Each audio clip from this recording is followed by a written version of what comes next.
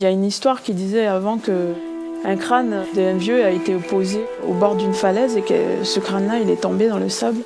Il a roulé et puis dans ce fameux trou est sorti un requin. Et c'est de là qu'est née cette histoire de dire que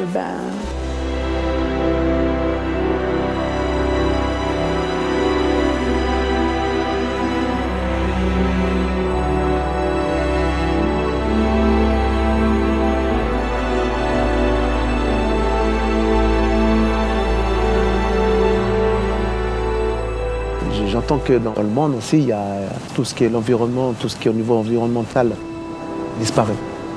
Donc moi, je suis fier vraiment de ce que je vois ici dans mon île, dans toutes les plongées que je fais, une diversité.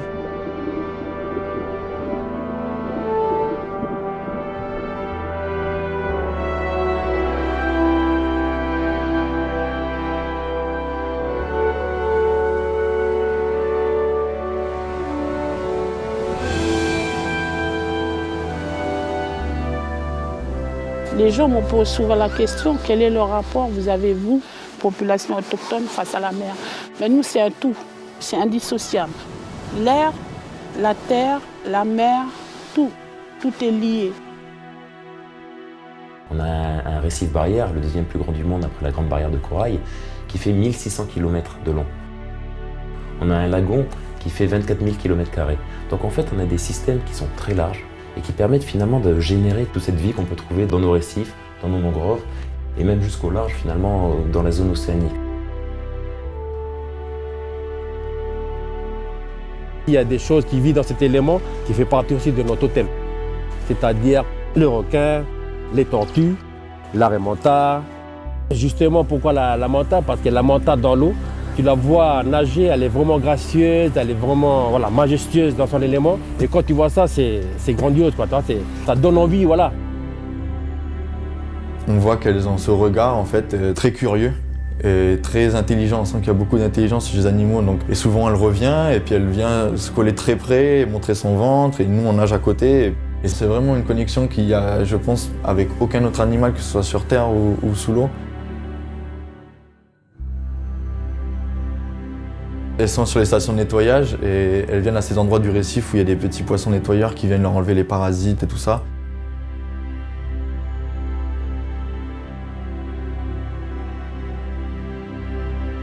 Le moment de la reproduction, c'est un des plus beaux à voir avec les raies manta puisque c'est très spécial en fait.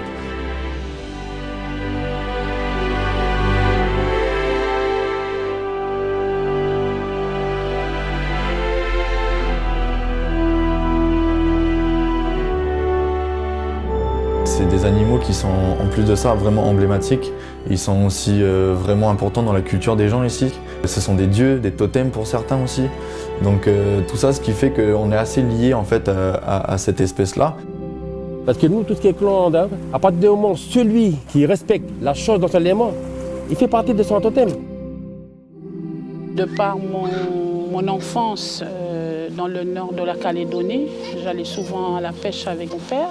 Je voyais souvent ceux qui avaient des bateaux partir et je me suis dit, eux, pourquoi pas moi? Pour être pêcheuse professionnelle, d'abord c'est un peu comme ça. Et puis il y a eu des formations qui ont été mises en place par la province pour permettre aussi aux populations qui sont là, je veux dire en l'occurrence les poissons, de ne pas être épuisés. Ou alors dans les périodes de frais. C'est toujours dans ce respect de la nature qu'on doit faire cette pêche. Chaque fois quand je vais faire mes plongées, je sais que quand je pars de la maison, et je sais que je vais rencontrer encore ma famille aussi qui est sous l'eau. C'est ça en fait le truc qui me pousse à chaque fois d'amener les gens vraiment à faire découvrir ce que moi je vis tous les jours. En 2005, en fait, j'allais sur cette patate-là et j'ai découvert en fait avec curiosité, j'ai vu juste un œuf tout transparent. Au fil des années, je passe des plongées que je fais et là après, je voyais juste un tout petit poisson clown qui traîne à l'intérieur.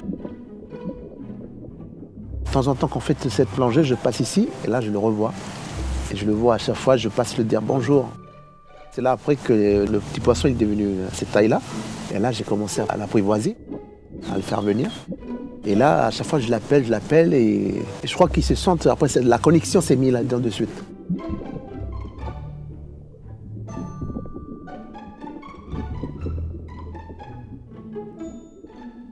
Donc après, je m'approche, il s'approche de moi, je mets ma main comme ça, il arrive et il commence à faire Là, il ressort. Jusqu'à ce que ça, il a commencé à prendre son élan et là, il est revenu à chaque fois.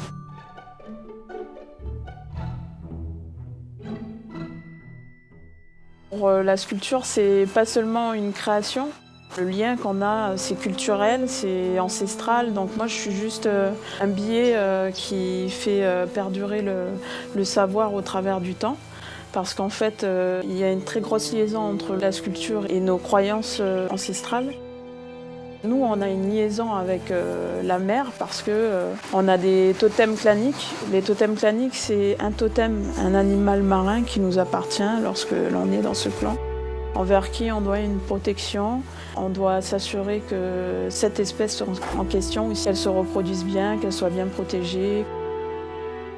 Tout mon travail est basé sur de la récupération d'arbres morts, d'arbres coupés, des chutes de construction. Les pépinières pour les mamans qui travaillent le compost pour enrichir les sols. Le but, c'est de pouvoir en vivre, mais de respecter aussi ce qu'elle me donne, parce que c'est quand même elle qui me fait vivre, et ça, au fond de moi, je ne l'oublierai jamais. Donc, j'entretiens, je prends du temps, il y a un temps pour les faire revivre, il y a un temps pour enrichir ces sols-là, il y a un temps où je donne à la terre aussi, où je passe du temps à planter, parce que je sais que si je le fais pas, après, dans mon esprit, le travail, il n'est pas pareil. Donc c'est toujours une histoire de connexion avec la nature, avec ce qu'on a autour. SIA il va intervenir en Nouvelle-Calédonie sur la gestion de la ressource, sur de l'aire marine protégée, de la gestion de la ressource, qu'elle soit des fins économiques, de développement au travers du secteur de la pêche, ou de la gestion des modes de vie et de la gestion des ressources pour la subsistance, pour la sécurité alimentaire de communautés côtières. On a une diversité qui est forte. On a par rapport au reste du monde une abondance assez importante, très près des côtes, là où ailleurs dans le monde, ailleurs dans le Pacifique, les côtes sont souvent surpêchées, sont souvent dépeuplées. Et on ne peut pas se voiler la face, et effectivement il y a un certain nombre de pressions qui existent, des pressions qui sont relativement fortes sur le milieu, qui s'exercent sur ses habitats et ses ressources, et qui représentent à mon sens un risque important, et un risque qui doit être en tout cas géré et de près en Nouvelle-Calédonie. Le premier que j'ai à l'esprit, c'est la mine. On se rend bien compte qu'il y a des surfaces entières vierges, érodées, et cette érosion se retrouve à un moment donné, bien entendu, sur le récif. Un sol mis à nu, lorsqu'il n'y a plus de forêt pour le retenir, il va s'écouler avec les eaux de pluie, ruisseler le long du bassin versant et se retrouver à la fois dans nos rivières, mais également sur nos récifs et sur nos bords de mer. Et cet impact à long terme, ces apports à long terme vont finir par tuer le récif, tuer la vie qui s'y trouve et finalement impacter là aussi les modes de vie des gens, des communautés côtières qui bénéficient des ressources de ce récif. C'est vrai que nous, depuis nos vieux, on a vu les changements qu'il y a eu sur le bord de mer. Alors l'érosion maintenant se fait par le réchauffement climatique et par le climat lui-même naturellement, mais aussi par l'homme. On se rend compte qu'en Calédonie, on a des effets de blanchiment. Ce sont des pressions qui arrivent de plus en plus, ce sont des pressions relativement inquiétantes. Mais jusqu'à présent, on se rend compte que le récif revient à vie. En l'espace de quelques mois, les coraux qui ont blanchi, souvent reviennent. Ce n'est pas le cas partout, bien entendu. Les zones qui sont déjà fragilisées, malheureusement, ont du mal à revenir. Il y a quand même des sortes de poissons qui sont en perdition, quoi. On les voit rarement maintenant, absolument plus comme avant. Les raimentas, elles sont très vite vulnérables en fait parce que ce sont des animaux qui ont un cycle de vie très lent, elles sont matures très tard, elles font un petit tous les 3 à 5 ans, elles vivent très longtemps. Et en plus de tout ça, elles ont des populations qui sont assez restreintes, c'est-à-dire qu'en général, elles ne dépassent pas les quelques centaines dans certains endroits du monde, et sûrement le cas ici en Nouvelle-Calédonie aussi.